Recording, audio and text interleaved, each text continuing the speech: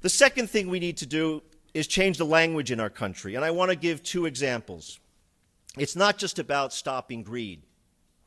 It's welcoming a new culture in America, where when we look at the balance sheet of a company, we see workers not just on the liabilities side of the ledger, but we see workers on the asset side of the ledger.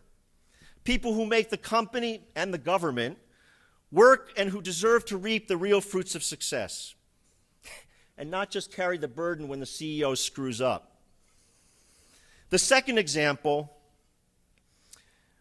we are living, I think, and you've seen this yourselves in every media and every newspaper that you pick up, we're living with this following echo that troubles me, that there is no money left in the country. We're running up these huge deficits all of a sudden. There is no money. And you can see what's coming soon down the road. Well, we have these huge deficits and now we have to start cutting back. But it's just false. It's false to say there's no money in society.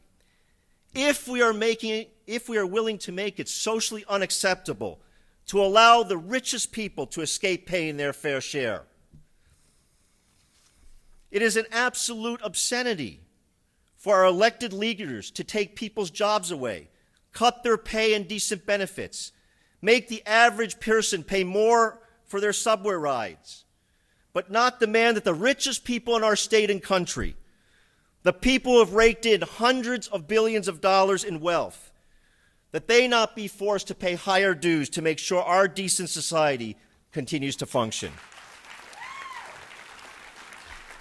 Now, this isn't just about closing tax loopholes from offshore accounts, which the President announced today, or going back to the paltry top rate of 39.5% in the good old days of the Clinton years. Frankly, we should be more like the British. Never thought I'd say that. But the British Prime Minister recently proposed that the top rate be raised to 50%. So if we truly want to have a fair society, we have to look at making that top 1% pay a far higher share than they are paying today.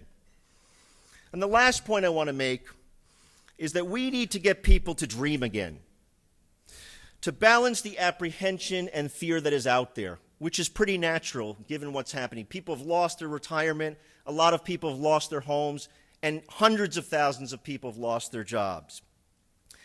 Now, some say that those who believe that we can defeat the health insurance industry, bring Wall Street back under people's control, and open the doors of the labor movement to millions of new people, that those people who say those things are just dreamers. We will be told that raising taxes on the richest 1% is un-American class warfare, as if class warfare doesn't already exist in a country where the divide between rich and poor has never been greater. We will be told by the pundits and even the people we elect to office that we are unrealistic, that we have to get with the program, that we are dreamers. But what they don't see is that the dreamers are the only realists.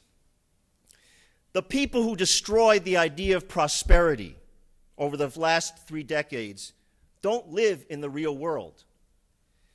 They live in a phony world of marketing phrases like free trade and the free market, which don't even exist, and are simply clever ways to mask how they plundered our society for their own enrichment.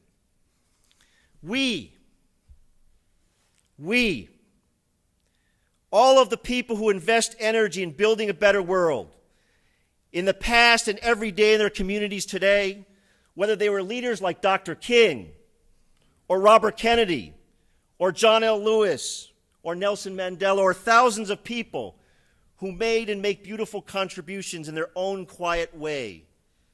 They all dreamed, and dream today of a different world because their dreams and our dreams came out of seeing and working with the reality of people's lives.